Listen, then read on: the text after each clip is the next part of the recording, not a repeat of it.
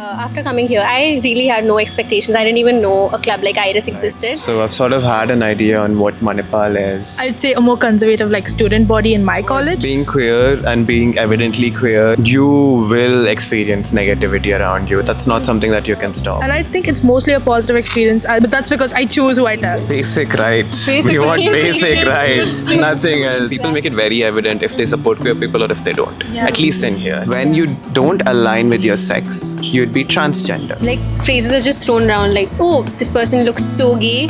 Can you guys enlighten our viewers about the spectrum in general? Like, I always get excited. A lot of times I have been in situations when people come and ask me and I'm like, okay, I get a board, I draw it and I just like... June is the Pride Month, and today we are celebrating love, identity, and being unapologetically yourself. We have 3 members from a student-run club at Manipal called Iris. Iris creates a safe space and an inclusive space for queer students and allies through events, activities, workshops, discussions, and various community building activities. So let's find out their experiences, stories, and perspective, and find out what Manipal thinks. I'm Surbhi. I am a final year at KMC and I've been part of Iris for 3 years now. I'm the current president of Iris. What about you guys? I'm Astra Satrinava. I'm a second year MCOT student doing my BDS right now. I am the design head for Iris right now and I have been a member for the past 2-ish years. I've been there for the previous events and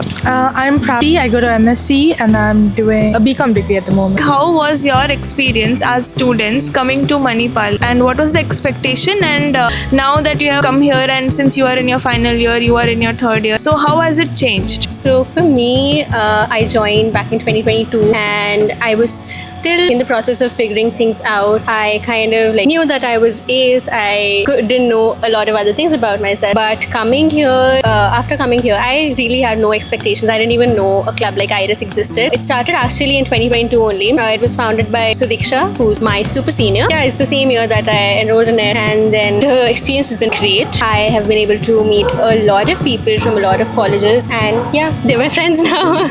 What about you guys? well, I'm a localite, so I've sort of had an idea on what Manipal is and I've grown up around Manipal, so it's not particularly a new experience as such, I'd say, but yeah, honestly it's sort of the same for me. I've just grown around it, and when talking about the club, like Survi said, a lot of people, I got to meet a lot of people, the events that we host and things like that. Yeah, that would be my I mean, when I first came here, the first year, it was honestly a bliss. It was a very new experience and I actually really liked Manipal because I got more freedom to express myself when it came to my outfits and my makeup. Second year, which I just finished, it was a little more strict academically, so I feel like I got to experience less of Manipal life. So I feel like student life, if you first come here, it's really, really, really nice. And you talked about events. So what kind of events do you guys host or do? So we've, over the past 3 years, we've held a lot of events. The major ones would be, I would want to start with the recent one that we held back in, I think, June last year. We held the first Pride Parade of Manipal. So that was big. Even though most of the colleges were back home, we still managed to get about 60-70 people who showed up. And they were not just people from the community, they were also allies. So that was really cool. And other than that, we do movie screenings and, we're planning to do workshops as well for the staff as well as for the students to create a Like your experience. We have movie screenings or screenings of series related to perhaps queerness in itself, and we've also had I think we had a part with something with a marathon, Yeah, we which did. we had going on. We were partners for in association with Mahe. We did the pre-run of the marathon, the pre-marathon that's held in January, I think.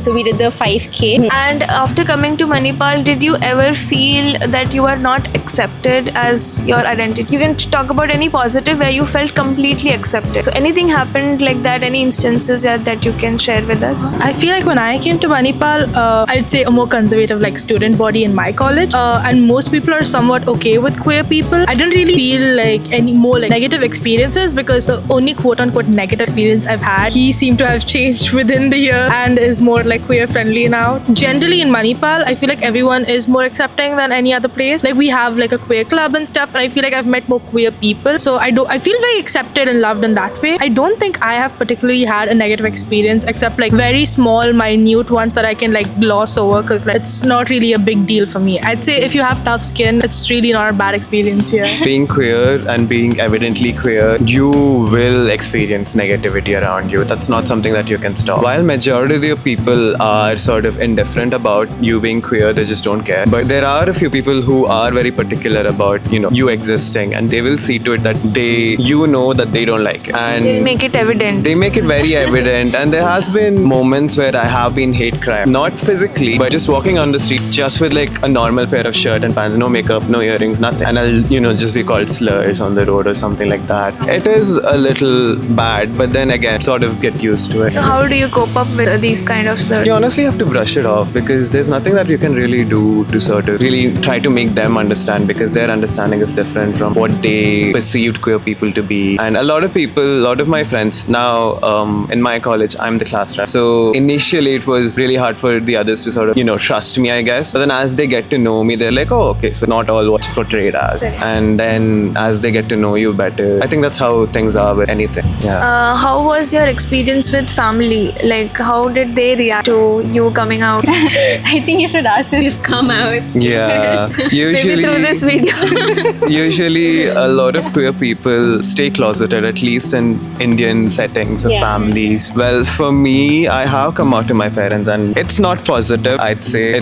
That's the case with most Indians, I suppose, or Indian families in general. Because for me, at least, I am evidently queer and a male as such. So, there's more expectations of like being the breadwinner, whatever it is. But my mother is getting more supportive now, and she has been sort of a pillar. And my brother too. My dad not so much, but he'll come around. I mean, I've only come out to my brother. He's very young, so he's very easily influenced. I'd say because I am queer and like I have friends who are openly very queer, and he looks up to us because we're older. He definitely has now more of a positive view of queer people, especially because kids his age are very like they're homophobic because that's what their parents surround them with. Like, not even if they don't say it like verbally, they can see with actions. Kids are pretty smart. So from what I've seen, my brother does have more courage to like be a bit more open, and he knows there's an option like that. And for my parents, I haven't told them. There is a person in my family who knows. They were actually very supportive, and I think it's mostly a positive experience. But that's because I choose who I tell. If you want to give an advice to a person who wants to come out or their parents, so what advice would you want to give them to create awareness? First, you should just make sure and sense the situation, the surroundings first. If you think that your parents would be understanding, definitely go ahead, take the chance, come out to them. But if you think that they're very conservative, or if they would like, bully you physically or verbally, you yourself know that it's not a safe space. So I just say take your time, come out to the people who you really want to, and there's no pressure as such on coming out. You can just be yourself without labeling yourself with anything or associating with yourself with any label. Even if you want to come out, probably take some time. You need, again, like Surbi said, you need to look at the situation. I personally would recommend starting by slowly like microdosing them with like queer stuff in general. Like, oh, did you know this person is queer? How do you feel about that? Yeah. And then just see where they take it slowly. And you also need to make sure that you're in a safe environment where you will not be kicked out, or you won't be harassed over this, or this won't like impact your life majorly or your freedom. But if you are confident that everything will look fine, go ahead. There is no reason not to come out if you're going to receive love and support in general. But I would recommend being careful and most probably not coming out to your parents. I'd like to add something. Well, in general, when it comes to coming out, again, in the Indian society, would ideally be start earning, then come out. Yeah, I think that's the best agree. thing you can do. That was my plan initially, but then it didn't go that way. Either way, that's a different story. But that would ideally be my suggestion. And also, it's not very hard to sort of understand who is supportive and who is not. People make it very evident if they support queer people or if they don't. At least in here. Enough time with people, you do fall in situations where you talk about it, where you see a reel or something, and then you kind of gauge what expressions by their face, by their body language, if they're comfortable with it, if they would want to talk more about it in a positive light. So yeah, just be around the people that you want to be surrounded with. Good way of figuring out if they're going to like be homophobic or anything is to see how they talk about women or like gender in general. Like, no, if they're supportive of women and their rights, or like are not very sexist in general, it doesn't necessarily mean they won't be homophobic. But if they are sexist, I promise you, they will be homophobic, and it's very dangerous. What about like universities? What reforms you want that universities should have to make you guys inclusive? I'd say firstly gender neutral bathrooms. That is a big need, at least for me, I'd say, because I'm agender, so I don't identify as a male or a female as such when it comes to gender. I can't really be in a women's bathroom bathroom. So I usually use the men's bathroom. But again, I'm not very comfortable myself, and it's evident that the guys in there are also not comfortable. So I feel like there should be an alternate, at least in universities, where they can introduce gender neutral bathrooms. I think MSAP has it. MSAP, I've heard MSAP has it. We do have disabled We washrooms, have like separate disabled washrooms disabled too. washrooms, but I think this is something that we will work on. Yeah. But I've seen nowadays in hostels and all, they have this gender neutral washrooms. So I guess it's reforms are coming. They are slowly. very slow. I mean, Yeah. as we know, recently the basic rights for identification have been taken away for trans Exactly. people. So what can you really say reforms are happening? You know? So what about government? Like what reforms you want the government to do for like people? Basic rights. Basic We want rights. basic rights.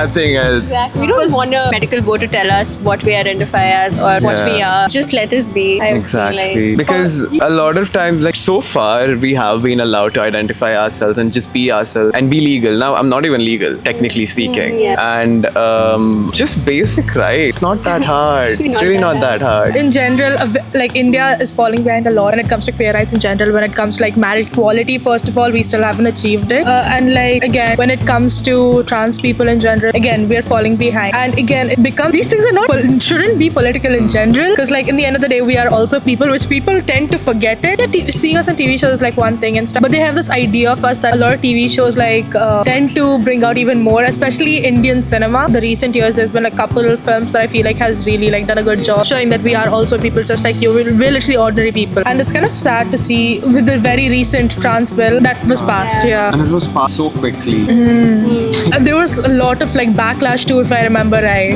I personally was like going to my professor as well, and I was like asking them to sign like petitions and stuff, because it's honestly I'm also non-binary, so it does affect me. But again, it's not just about me; it's like about all of us in the end of the day, and it's all about the community. So from your perspective, what are the current global and national challenges which the queer community is facing currently? I find that like okay, we had like this whole like boom of like queer rights and progress stuff in general, like from 2015-ish, like 13 to 15, you know, in the USA and stuff, and then over here as well, a lot of people were getting educated, which was nice. But now we have this crazy boom, which is like everyone is getting more conservative, like not only in fashion and stuff, and like politically, like we can see in the USA, Trump has been elected, and then this year we had that trans bill passed, and it's at some like again we had like gone to the Supreme Court over queer like gay marriage, and that also got again it was denied.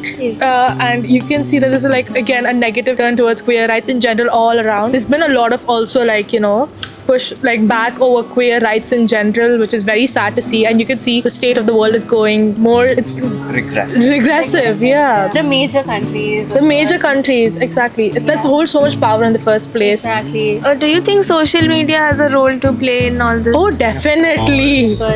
As of recently, we saw the uprise of Meta AI glasses, and along with that, a lot of content has come up with, you know, without any consent, they're recording other trans people, and they are not out in society, and they're just there to protest. They're there to have their rights back, and they're just being recorded, trolled, and their word has been taken. Yeah, they made memes out of. Or mentally ill. Yeah, their words have been taken out of context and just using it in the wrong way. And social media definitely has a play in it. And also, given how all social media companies are owned by people who are transphobic, who are queerphobic in general. in Or even if they general. aren't, they're in general just they align like whatever aligns for them, like their pockets is what they're going to stand with. They don't care about us in the end of the day. They only care where the money is. And right now in America, where a lot of these social media company like CEOs and all, it is in their best interest to work with the current administration, which is very transphobic and queerphobic, if you've noticed. So what are some positives about social media and the global challenges or the national policies that you have come across? I mean, there's both sides to it. First of all, if you're on the right side of the internet, you would get naturally more progressive reels and stuff like that, and vice versa. But like how we talked about how the major countries countries are just becoming more and more aggressive. There's also smaller countries, for example, our neighbor Nepal, where I believe they've elected their first trans MP, and I think they've also legalized gay marriage. I Yeah, and believe. they've also included us as like queer people as minorities in their new constitution. So I think and I believe that if India learns from their own neighbors, that would help a lot of people. So, what are some general fears and misconceptions of people about queer community? I think the first thing that just popped into my head was how people think that, and I don't even know if they think like that, they just want to be trolls or something. But how they perceive trans people as threats, and how they think that, oh, this trans person would go into another washroom and harass women. But if they're doing that, then they're men. There are so many more conversations like these, but yeah, this one is the first one that popped into my head. Regarding to misconceptions, I think there's a lot going on in the air. Trans people are still fairly new to people understanding, as in like they're like, oh, there's something called as trans people. Of course, we have trans men and trans women. They have been here since time immemorial. But I think with regard to non-binary people, there's not a lot of information. There's not a lot of, how do I say this, representation in media too. So there, a lot of misconceptions can come up. Now, since I'll talk about myself for an example, perhaps. So since I am agender, if someone comes to me and asks, like, you know, why do you dress like this? I'll just be like, oh, because I don't particularly go with this or that narrative, and that's why I like to express myself in this way, and that is why I am this, you know. But the same thing, if someone were to not go ahead and ask, they'll just assume that I am trying to be a woman or I am just a feminine man, you know. So there's things like that. It's very to the person themselves, in my personal opinion. Okay, it's less of a misconception, more like a right-wing talking point. Is trans people are predators? They're not. They're just people who happen to be born in the wrong body. Another one is that like comes to the top of my head is bisexuals are super horny and want to cheat on you all the time. You're not that special. No one is looking at you just because they're bi. Also, they're also like normal regular people. They can form bonds, and if they cheat on you, it's not because they're bisexual. It's because they're a bad person. That's the main two I can think of right now. Other than that, it's just like in Indian society, they're like, oh, you're like unnatural and stuff, which is clearly false. If you look towards the animal kingdom, it is very common behavior that is there in general. Also, in the end of the day, gender is kind of a construct. In the end of the day, so like Social construct, it is a social construct. So like you're in the end, you just like someone who happens to have like a certain features that you want in a partner or are attracted to, and a lot of the times you're just like, it's what you're told to like, so you can't even think of the idea of not liking it, you know. So those are the main constructs that I'd say. Also about stereotypes, like phrases are just thrown around like, oh, this person looks so gay, or they're not gay enough. They don't look gay, but they're gay. And you know, that's so easily and so openly passed around that it's not even considered offensive. So I feel like that should change. I've noticed, especially like in my class, gay is used as an insult. Like they don't use like slurs particularly referring to gay people a lot unless it's referring to trans people. It is very casual to them, which is very annoying to see. It's because they have this conception of gay, like not conception, sorry, misconception of gay people like in their head, where they just think they're a certain way because they like this gender, and this basically changes their entire personality, and now they no longer are a person. Yeah. So, what are some of the support systems you have come across in Manipal? Honestly, for me, it's first Iris, because there is so many queer people over here. So there's a lot of like, although it is more like slightly work related than just queer people hanging out, I feel like that is generally a place that I've met so many queer people. It's very nice. The Pride Parade, like you mentioned, I met even more people, and I had the courage to actually go talk to them. And then there's another, like it's not a club, it is an informal, exclusive club only for queer people. It's called Masti Queers. I have met members of Masti Queers that I found quite enjoyable, and I know that is a club that my friends are in as well. That is a safe space if you are queer. Honestly, I came here, I already had like a couple queer friends, so I already had a support system. It's only when I came to Manipal, I figured you can be a queer and also a bad person, honestly. So I found a transphobic queer person, which is very surprising. So like, mostly I do surround myself with queer people in general. So I feel it's easier to find for me in Manipal. Also, I know some people use dating apps to find other queer people just to befriend them, rather than just going out on dates, if that's not your like, you know, what you're into particularly. I'd say support systems for me me in Manipal would honestly be my friends. It's not particular that they have to be queer. Just your friends. They are my chosen family, I'd say. So again, Iris is a big help when it comes to finding queer people to hang out with or be friends with. But at the same time, like Prafti said, dating apps, I myself have done that too, just so that I could hang out with more queer people or come across queer people. Because it's not very easy to come across a queer person out in the open, because again, most of them are closeted and they like to sort of, you can't tell either. So I think And it dating also, apps are brings a helpful. lot of that sense of belongingness. So I feel like compared to other cities, Manipal is a lot open, a lot more inclusive in that sense. Of course, there are certain, like I happen to be in the one of the most inclusive campuses, so I most of the times can't relate with things that Prapti goes through. And also I'm fortunate enough to have friends who are both allies and queer people, but that I also happen to know some of my classmates who've blogged me and blogged Iris from their personal accounts and stuff, and because they probably post homophobic things. So it's a mix of both, I'd say. What was your personal experience? Like, how did you know that what you identify as, or like what?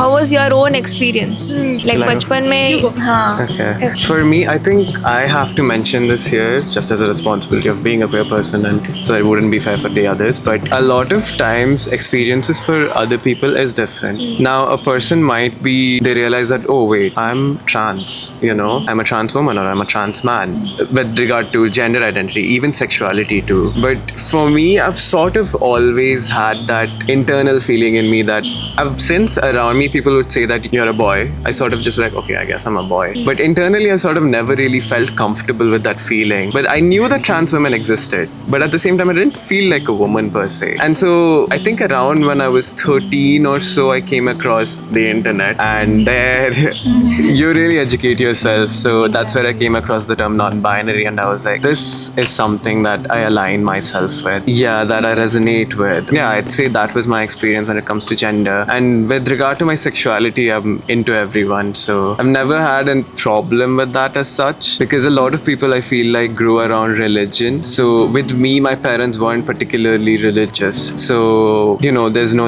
a lot of times with regard to few religions, I think it's mentioned that homosexuality is a sin, yeah. and it's not good, it's not right, whatever that is. But since I wasn't grown around that environment, I think it was much easier for me to accept myself that I do like men, women, other people who are not men or women, and who are adults. For me, it started out as I kept seeing it on TikTok, and I had a very positive experience. And at some point, I kind of just wanted to be bisexual for attention. but then I realized, I actually like women, because I started obviously seeing them in a very different perspective. But at first, it was I just want attention. And then I actually met someone at the airport who I eventually started dating, and they kind of confirmed yeah, I definitely like women and feel about them a certain way. The other thing is, when it comes to gender, for me, it was mostly, again, when I first got my own room, I had a lot of time for myself to think about myself, and I didn't really think about myself before that in general. So it gave me a lot of time and space. Just one of those days, I kind of figured out I like dressing as a woman, I like performing as a woman, but I don't feel like a woman in the end of the day, and I don't feel like a man particularly. And that's where I started exploring a bit more. Again, hearing from other people's experiences and social media mostly was very, very helpful for me in the end of the day, to help me figure out where I landed in the spectrum, or with gender identity in general. Can you guys enlighten our viewers about the spectrum in general? What is it, and what does it stand for? Everything for general viewers. I always get excited when this happens, because a lot of times I have been in situations when people come and ask me, and I'm like, okay, I get a board, I draw it, and I just show everything. But since that's not available, I'll just sort of tell it out loud, I guess. So there are a few terms that you need to be aware of when it comes to self-identification. There is sex, there is gender, then you have sexual orientation and romantic orientation. And finally, we have gender expression. So sex is something that is biological. You have male, female, and you have intersex. So there, intersex people in themselves have variety of variations that can occur. Now, sex is fully biological, so it's genitalia, and then there's a spectrum between it. So that's male, female, and intersex. So when you align with your sex, sex, then you'd be called cisgender. So cisgender female or a cisgender male. When you don't align with your sex, you'd be transgender. So since I am male by biology or by sex, my sex is male, but I don't align with my sex, which was assigned to me, then I would fall under the transgender umbrella. And so under transgender, we also have non-binary. So people who are neither male nor female. Or sometimes there are people who are gender fluid. So maybe at times they'd feel more feminine or more masculine or both at the same time. Gender works very differently. I can't explain to a person what it feels like to be agender because another person who is agender would know that. So now if I ask you, how do you know you're a female, assuming you're a female? You just know. So that's just how it is for us in terms of gender.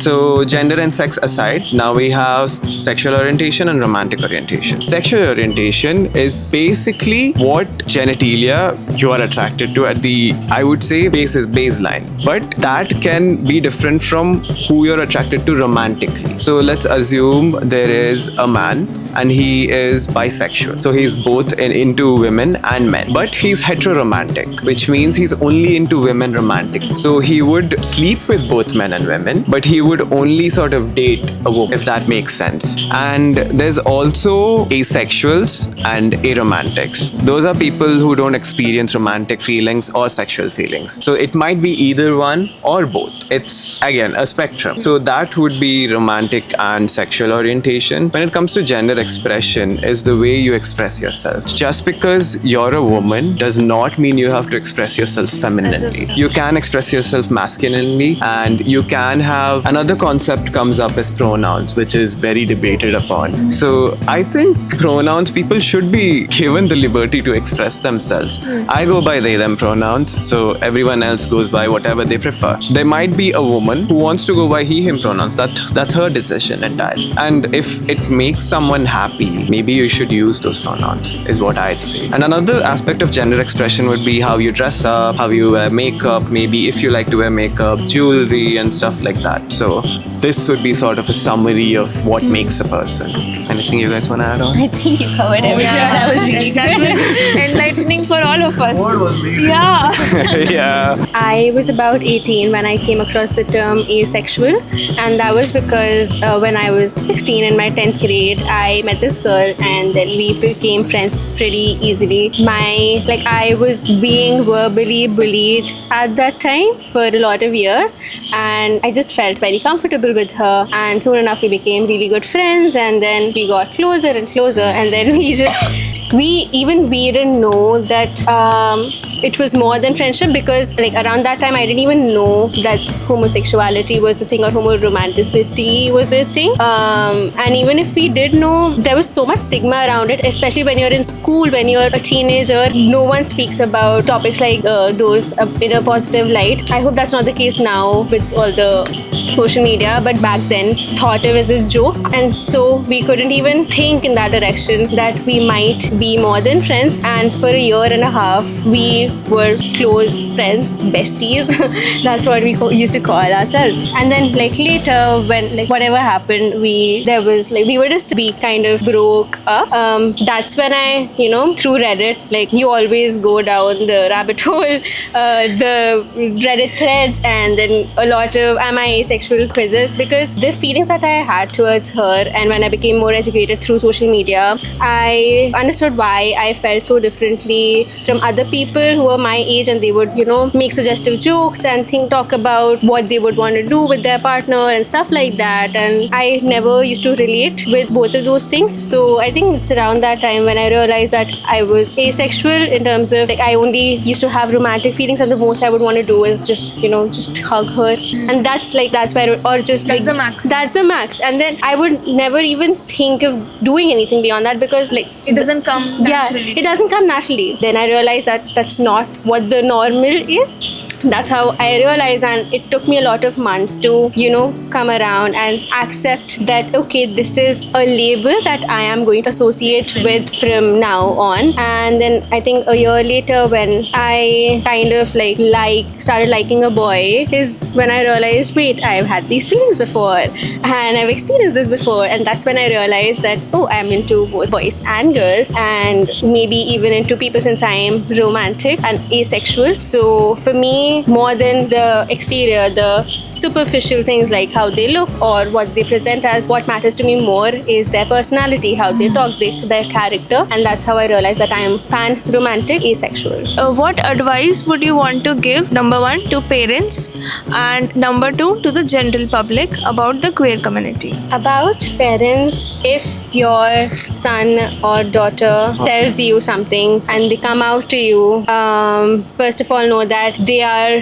very, very scared, and they still muster the courage to come up to you and talk about something that is extremely personal to them. Just be patient with it. Even if you don't understand, it's better to stay silent than, scold them or tell them who they are. Then that would mean that from the next conversations, they would not want to talk to you about things that are close to them. So just be patient, take your own time, because your child is also figuring things out for themselves. With regard to parents, I think Surabhi has summarized it pretty well.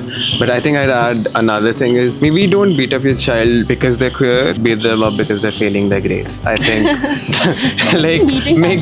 don't beat them up in the sense like literally beating them up. Be like, give them shit because they're not scoring well, perhaps, because be successful. I think that should be more of your concern than, what your child identifies as, who they love. I think at the end of the day, we are way past that, point where it's like heteronormativity in society. I think that needs to change, and that will change, of course. And what about advice to the general public? Don't be judgmental. That is the only thing I'd say. Have an open heart, have an open mind, because a lot of times, even for us, opening up is hard because you never really know who you can trust and who you can't. Because in the beginning, they might show interest and be like, use lingo and things of such, and you might be like, okay, maybe. But then you get to know them better and they are as homophobic as the next person, So I'd say be open to listening, be open to learning, more importantly, and that will take you a long way, and that will introduce you to a lot of amazing people. Because a lot of my friends that I have, mostly straight men, I'd like to say, before they were so homophobic, but once they gave a chance to actually listen,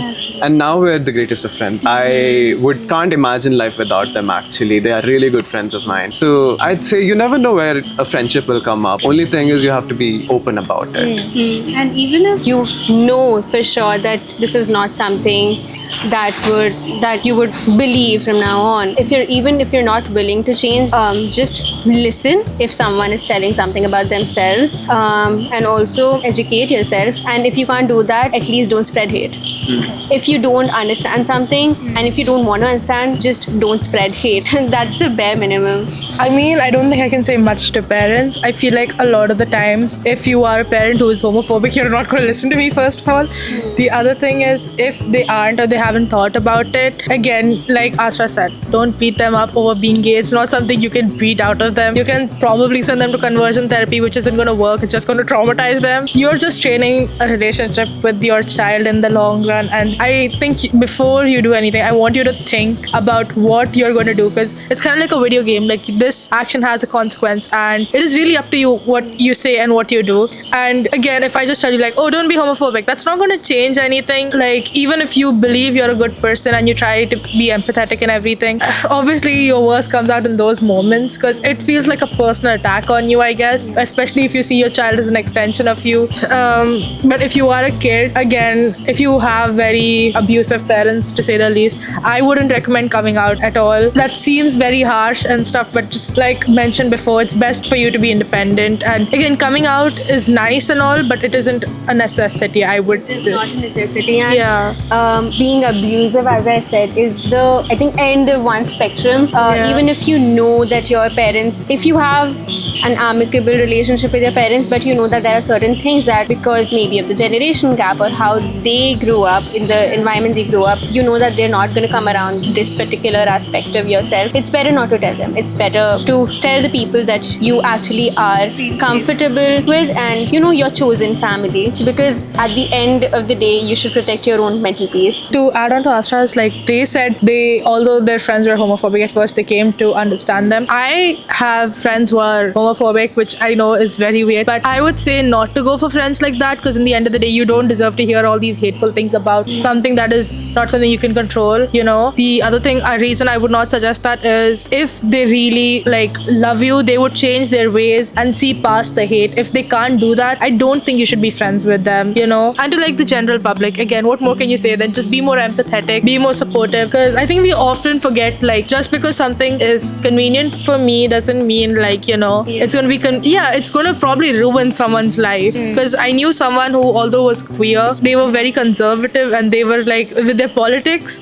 because it benefits certain part of their identity, although it's a disadvantage on the other end. Any movie or documentary you want to suggest to our viewers that they should watch, which you relate to most? Oh, Bottoms. You have to watch Bottoms. It's actually amazing. The movie is so well done. It's really, really funny. It's definitely in my top 10. You have to watch Bottoms. Oh, but I'm a cheerleader.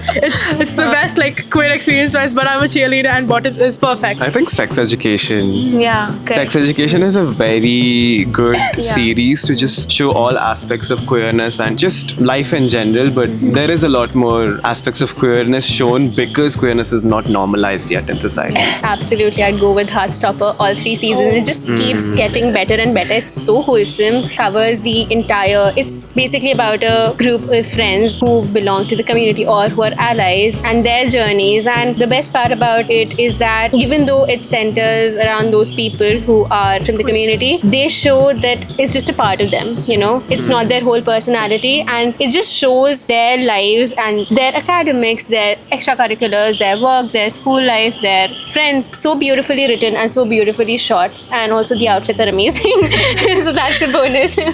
So, thank you guys for sharing your time with us and enlightening our viewers. Thank you so much. Thank you so much for having us. It was a pleasure. Happy Pride Month. Happy Pride Month. Happy Pride Yeah, Happy Month. Pride Month. Do something gay this month. Something very trans and queer Do and something just very flamboyant. show up for the Pride Parade.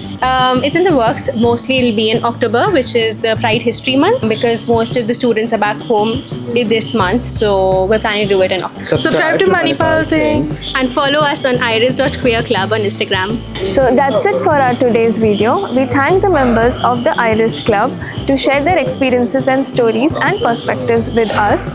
Happy Pride Month, and remember, understanding starts with conversation. So if you liked our video today, please share, like and subscribe to Manipal Things. Till then, keep thinking.